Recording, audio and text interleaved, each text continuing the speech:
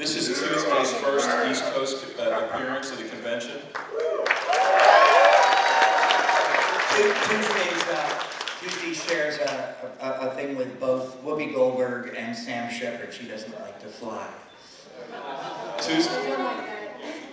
Tuesday took a train here. She started, I think it was in like the end of January, and she got here Thursday. And she'll be back home by probably mid-May. It's a long train ride. This girl went through hell to come out here. But you guys know that Tuesday also is a phenomenal musician, vocalist, singer.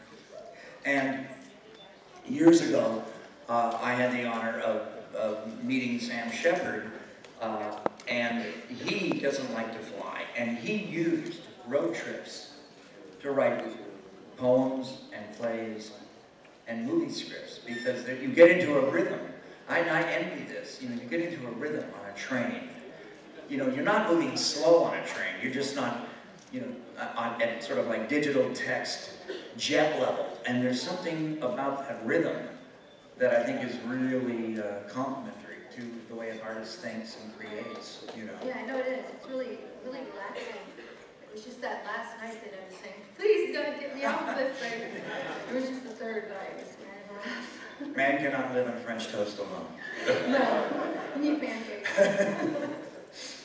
So we'll do like we always do. If you have a question, please raise your hand and we'll call on you.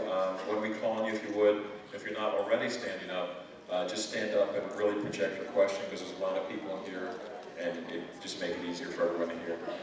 So whoever has a question, raise your hand. Back corner. What do you think of a remake of Nightmare on Elm Street?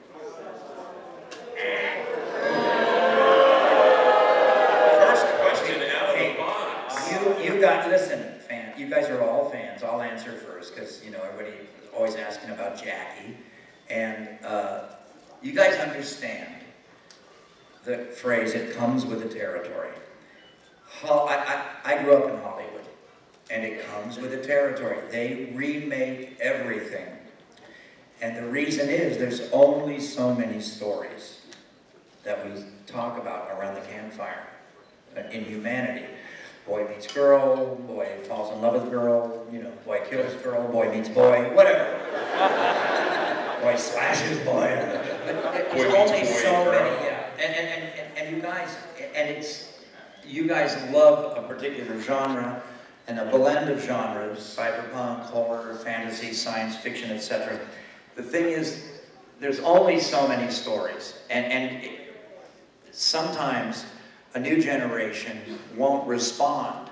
Now, there is an unfortunate thing here, but before you blame Platinum Dunes or Warner Brothers, blame the kids that won't see a black and white movie, you know? And they are forced to do this because of that. And in all fairness, they meant well with this film. They got into something called second guessing. They didn't try to exploit. I mean, my God, there's some really wonderful talent in that movie besides Jackie Earle Haley. Rooney Mara, you guys, Girl the Dragon Tattoo. She's one of the best things in Social Network.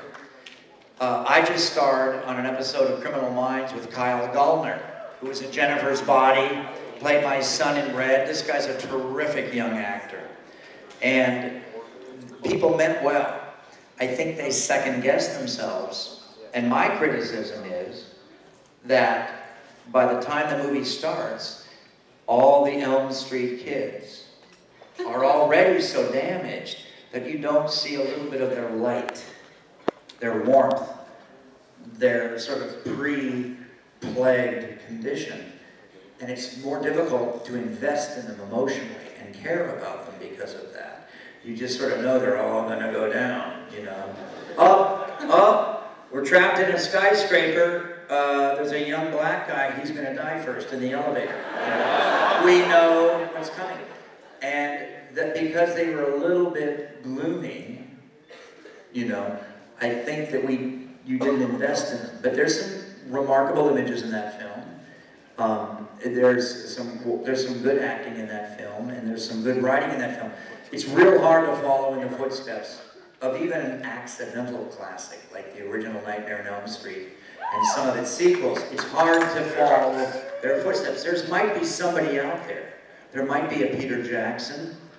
There might be somebody out there that could do a great Wizard of Oz, but do you really want to see a remake? Because here's what happens. Every time I watch The Nightmare on Elm Street that I'm in with Tuesday, or every time I watch Wes Craven's New Nightmare, I find something a little new in it. And I'm in the goddamn thing, and I just and I can watch Wizard of Oz, and I'll catch something in Judy Garland's eyes, or I'll catch something that's set up with the three farmhands who become the Tin Man and the, you know, and the Scarecrow and the Lion. You'll catch some other level peeling back of the onion, and that's why we need to encourage people to at least check out originals, not to thwart remakes or sequels or prequels. You know, everybody was poo-pooing the prequel to John Carpenter's The Thing. Not the original Thing, but the prequel to John Carpenter's Thing by the guy who did Let the Right One In. There's some really interesting stuff in that. There's some really good stuff in that. And I think we just have to kind of forgive that and understand that if we're going to use our cell phones and if we're going to be convenient on the internet, that we sort of have to forgive Hollywood a little bit, you know, for remaking stuff because they can't get people to watch Casablanca anymore in a remastered DVD. That was my rant.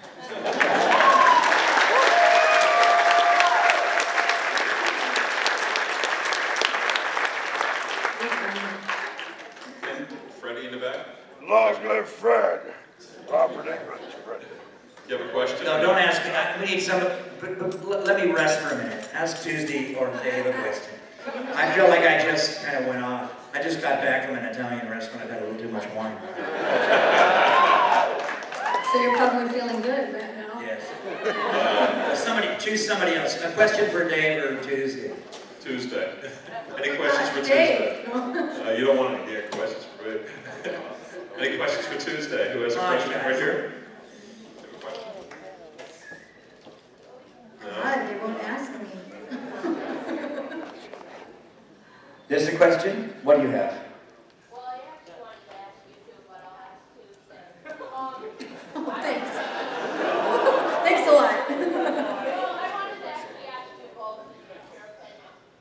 First off, with Freddy Krueger, he caused so many nightmares and stuff, even though he's awesome. But I want to know what's your fear and what's your biggest nightmare that you have ever had, both before you went Tuesday. Tuesday, what scares you? Oh my God, I would have to say that flying scares the hell out of me.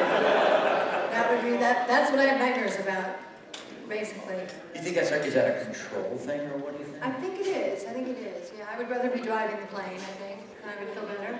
But like when you perform, I see. I'm gonna tell you something. I'm getting older, you guys, and I thought I was gonna outgrow stage fright, and you're still performing live. Are you scared just before the lights come up and you go on? Yeah, absolutely. Yeah. Always. So that doesn't go away. It doesn't go away. It's always a little, glitter in there. I'm kind of scared of, I used to be scared of snakes, but then I did this little B movie called Python because we could improve, don't applaud, but we could improve on the technology from the original Anaconda, with Jennifer Lopez and John Voight. So even though our movie's a little cheesy, our effects are actually better. And so I did this movie, but they gave me this baby python, and they put it in a sling in my armpit under my seersucker suit. And I actually loved this little baby python. So I kind of got over my snake, fear. And I also am kind of afraid of police, like that Alfred Hitchcock, Janet Leigh, Psycho, The Rearview Mirror. I just always think they're going to pull me over. And I don't speed anymore. I don't even have a stick shift anymore. But I always think they're going to get me, So I get that kind of thing in my stomach. And now I have a new one. And maybe, Dave, maybe you, maybe Tuesday have this, or some of you, but, I know everybody has anxiety at different times in their life, or worry. stress. And I was pretty mellow for a long, long time. And then my dad got sick. And I think what happens to you guys is some little thing breaks in you. Some little synapse. And I got really worried about my dad's health. And ever since then, I started having those, oh, I've got an algebra test dreams. And sometimes they're about a play I did, or a TV show, or song lyrics that I can't remember. And one of my recurring ones, and I think I put this in my book, is that I'm backstage and the lights are on the stage and I can't remember my first line and I've hidden the script backstage and I can't find it. Someone's moved it. And it's like a continuous loop, you know, like the craving, Nightmare on Elm Street Part 4, when Lisa Wilcox leaves, you know, the drive-in and gets in the truck and goes back and gets in the truck and goes back and gets in the truck. That's really what it's like. But it happens at different stages. But that can be a nightmare. That can be a real scary dream. And these little things clip off. And I think something really small in you breaks. You stress out about a test in college or a student loan or, you know, a job or a bad boss or an ill parent. And that can turn into kind of symbolic nightmare fodder, you know, that can manifest itself. It did with me, at least. I mean, that's what's, you know, that's one of the, you know, the boogers about getting old. Oh, you're so funny. You're getting better.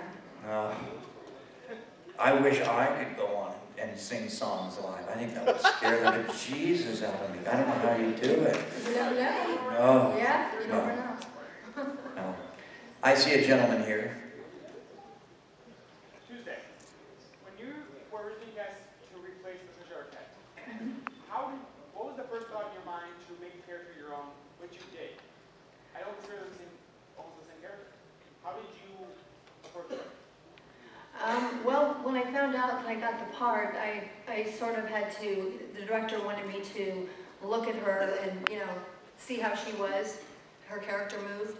And I just really looked at it and kind of saw we were similar looking, and I thought, you know, I'm just going to make this my own. And I just kind of, I felt like there was a strength that the character needed, and I just kind of went with it. Well, I think you would get Rick, but Patricia, I wouldn't. Say that again? I believe that you would get Rick, Patricia, I wouldn't. Yeah. Well, there you go. There you have it. And I know on the set, you know, because that was sort of like the first thing everybody was like worried about and talking about. And it was like about a day and a half later, everybody was just relaxed. And it was just like, you know, I'm working with Tuesday, everything's cool, you know. And I remember the only thing was like, because, you know, I think we thought you were, we thought you were really method or something. And I can't remember why, but I think everybody thought that like Tuesday was like really seriously method. And I remember like, I think Heather and I both, not Heather, but we wanted, or at least we wanted to tell you that, you know, you have to pace yourself. Because it's so, and I remember, this is my big story about Tuesday, because it was a rough day for me, but when we shot the beach scene, and it was so hot and so miserable, and they used fans, remember? Yes, I did. And the sand, and I mean, she went through it, and that was like a 12 or 14-hour day at least. And I write about it in my book, because during the day, fans started coming and surrounding the set more and more, and there were some gang kids. And Tuesday was kind of oblivious, and I was kind of oblivious, but my makeup man, who won the Oscar for Narnia, Chronicles of Narnia, K&B, Howard Berger, he was kind of like warning us, and I kind of remember saying, don't tell Tuesday, don't tell Tuesday's people, you know, that we're taking care, because Tuesday, after every take, they had to fix your hair, because they had the fans on, you know. Yes. I remember like, they were like putting these fans on her to get this breeze, and it was like 100 degrees, and we were like melting, and Tuesday was wearing a bikini, and you were still melting, you know. It was like, I had a sweater on, you know. But I remember, you know, my thing with Tuesday, like with any of the new actors on the show, is a lot of the young actors were giving 110%, which is great, except in a horror movie with special effects, you have to learn to pace yourself. because it's better, and this was advice I had from somebody years ago, it's better to be 75% and have the light in your eye than to be 100% and be half in the shadow, you know? And you can say that about anything. A blood effect, you know, a special effect, firelight, a stunt, being on your mark, you know, even a kiss, Yeah. you know, it's sort of true. Okay. Who else? Over here? Yes, I'd like to know if you're going to be considering making another character such as another Freddy Krueger or something similar like that in the future. And also, I was wanting to know if you would consider doing a Jeepers Creepers, because I think you would do the best. Well, actually, you know, I'd love to be at one of Dave's shows and meet the kids that played the brother and sister in the original Jeepers Creepers. Because there's a scene in the car between the brother and sister in the original Jeepers Creepers that's some of the best acting. It's amazing improv and scripted work, and that girl is terrific. I partied down, you know, with the monster in Amsterdam. So I've done my Jeepers Creepers. Let me tell you. And Ken Kersinger. Can you imagine those two and me in Amsterdam? But no, here's the thing, you guys. I'm a character actor, and I've gone through many incarnations. But what I really am is I'm a professional character actor. I've always been that. I was that in the theater, and I was that in movies. Now, I've had nude scenes with Susan Sarandon, and I've starred in movies with Henry Fonda and Jeff Bridges and all sorts of people, and I've been a B-movie horror star, which is great fun, and it opened doors for me in Europe. And I've been able to go over to Europe and be a combination of Klaus Kinski and Vincent Price. But I'm a character actor, and I go now, I'm not a kid anymore, I go where I'm wanted. And it can be a low-budget horror movie, it can be guest starring on a top 10 television show, it can be doing Funny or Die for Will Ferrell, and making fun of the Borgias, and you know, Throne of Crowns, Throne of Kings. But God, I just go where I'm wanted now. I don't try to plan it anymore. You know, and sometimes I pick a part for the money, sometimes I pick a part for the location, you know, sometimes I pick a part for the role, sometimes I pick a part for the actress I'll get to work with, sometimes I pick a part for the director I'll get to work with. Sometimes I'll pick a role because I know a lot of people will see it. Sometimes it's a little Sundance movie. You just sort of go where you're wanted. That's sort of my philosophy right now. I know too many actors that kick my butt up between my shoulder blades in terms of talent, that try to plan their careers, and they got in trouble, and they've sort of disappeared now. They're much more talented than I'll ever be, and they're missing in action, you know?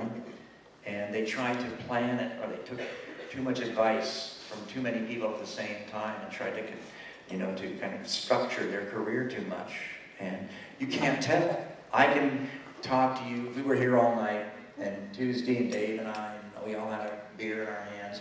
I could tell you guys 20 movies you should all see that were made in the last 3 years that 90% of you haven't seen, that are terrific. Terrific films that we should all be talking about. And there's actors in that, no, not even behind the mask, I'm talking about all sorts of stuff, and great stuff. And yet, God love us, we've all seen stuff that's crap. We stood in line and paid money, or did Netflix, or paid for cable and ordered it on demand. And you just you know, and that's just the roll of the dice. You can't tell. You know, it's the nature of Hollywood, it's the nature of filmmaking, you know. I'll just say, I'll throw one movie out to you. I'll throw a couple things out. I'll throw one out to you. There's a movie right now, it's been on demand for 5 weeks now. Kill List.